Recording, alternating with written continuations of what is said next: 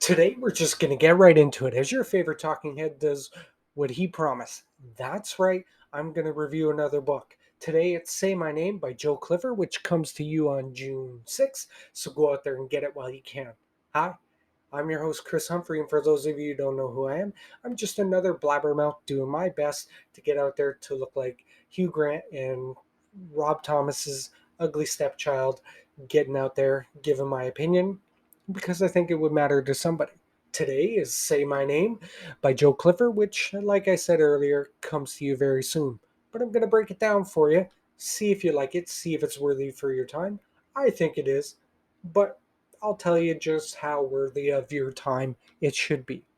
Now, premise of the book is very simple. It's literally a true crime podcast, if you may, turned into a book. It follows a writer from his point of view, uh, trying to find out who killed these twins in the 80s, and now believing that it ties into this modern uh, abduction of these two young girls.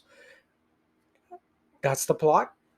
He wants to write a book about him. He thinks he's found a way to link both kidnappings and rapes and murders, whatever you want to call them, and tie them into one. And it follows the suspense of this writer going through panic attacks and anxiety attacks and cancer scares and all that to get down to the bottom of what it actually is.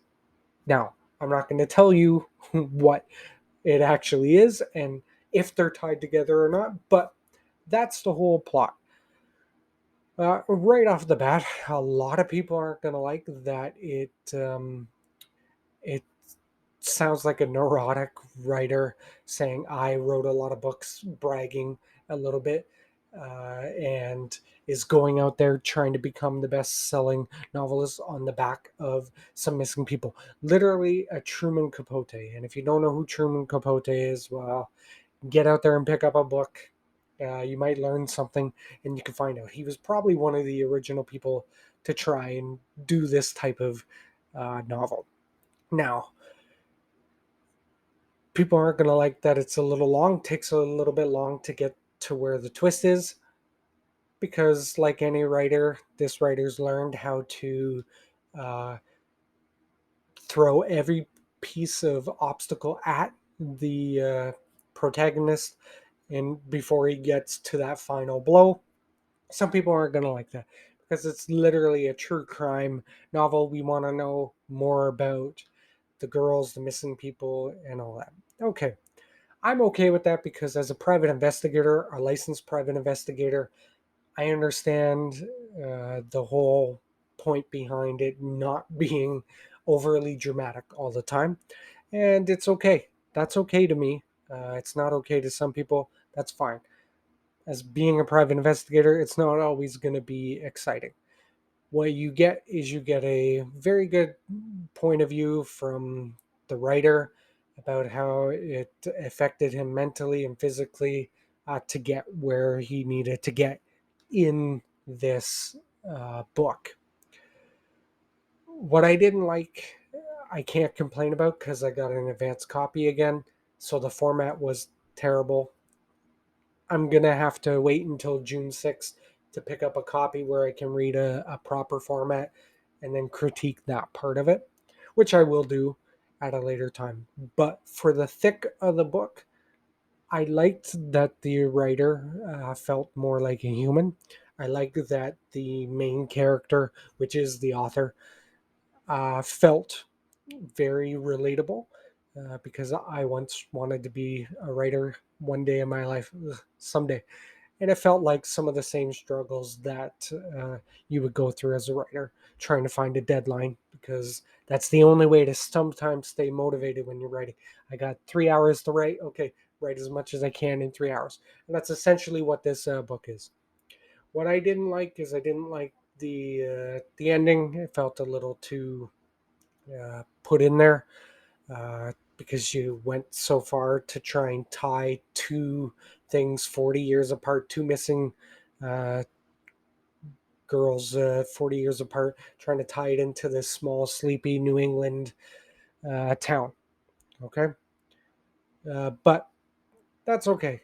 Uh, I like the writer style. I got the feeling of anxiety, and I got the feeling of doubt, and knowing that this person isn't perfect, and that's as human as you get, because nobody is perfect.